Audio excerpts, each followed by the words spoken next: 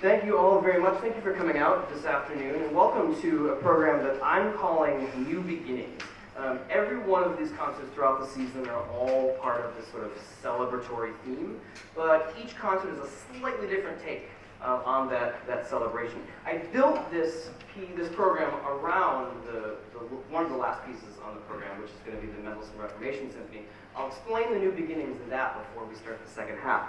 But I paired that with this next piece. This is by a composer named Gwyneth Walker. Gwyneth Walker has become certainly an orchestra favorite in the last couple of seasons, and I'm hoping an audience favorite as well.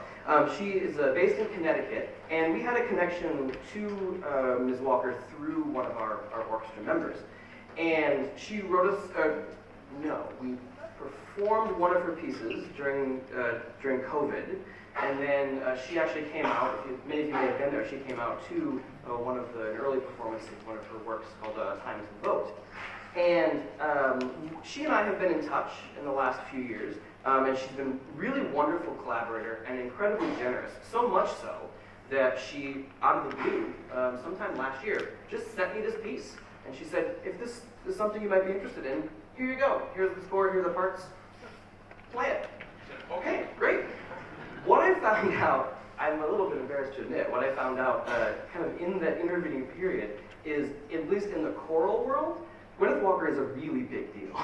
She's really, really famous. I didn't know that. I had no idea, because I don't really spend much time in the choral world. So when she sent me this piece, and she said, here's a new piece I've been working on, here you go. And I thought, great, we get to premiere a piece by Gwyneth Walker. And I asked her, right, is this a world premiere? Or, what is this? And she wasn't very clear in that answer.